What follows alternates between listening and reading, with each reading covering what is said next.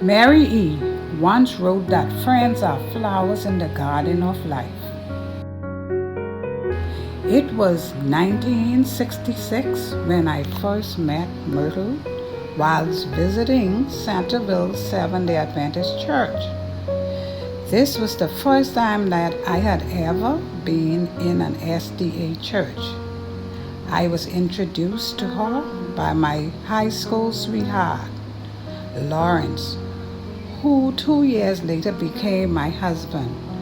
From that introduction, I found out that she was a seamstress.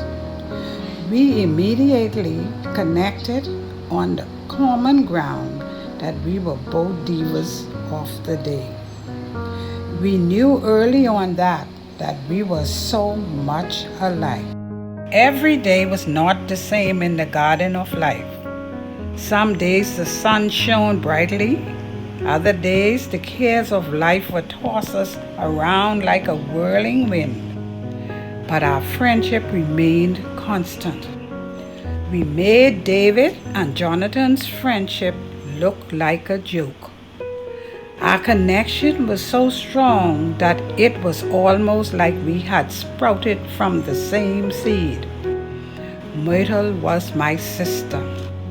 She always showed me how much she loved me and my family, and I reciprocated that love.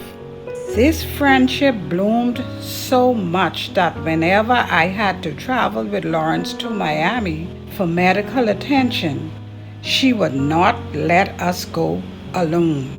Eventually, the journey became an annual family vacation. We would drive many miles together, having lots of fun. How could I forget the shopping? We would go into the malls and find comfortable seating for our husbands so that we could shop until we dropped. It was quite amusing to find both of them on return laden with bags and snoring to the top of their voices. Just enjoyed hanging out as family, renting rooms large enough for everyone, some in beds, others on the floor. We just wanted to be together.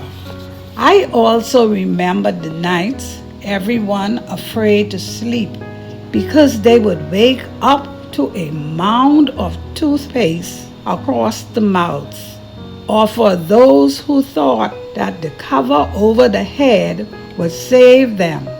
Pastor Basil Sturm could testify that head covered, toes catch trouble. I still wonder if he is declaring war. Amazing memories, I would say. And how could I forget all the political rallies, the plays that we starred in at Envy, and carrying out our deaconesses' duties together. My favorite part was the gospel concerts, especially the Cooling Waters. When the music started, Myrtle would make her moves and say to me, "Girl, Syl, you don't waste music." There was never a dull moment with my friend.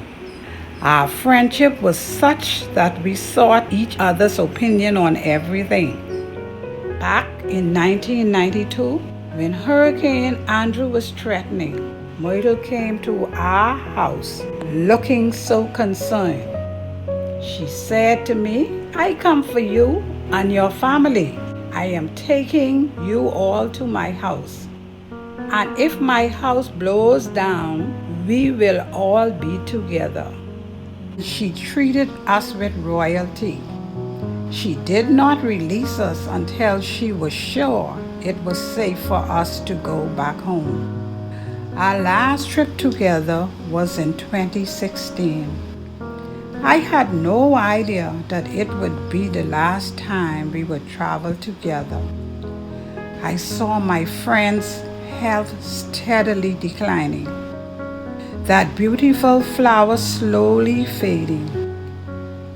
What was encouraging though, that although her memory failed, she never forgot me.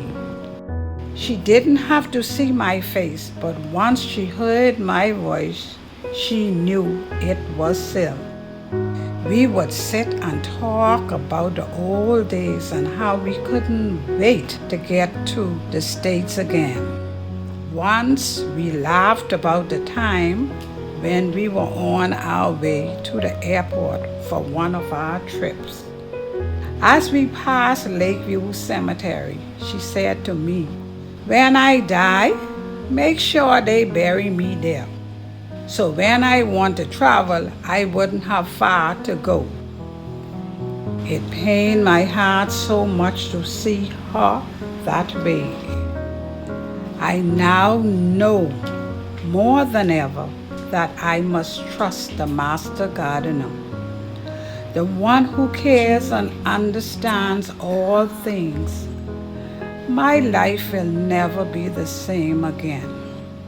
Myrtle's death is one of the realities in the garden of life.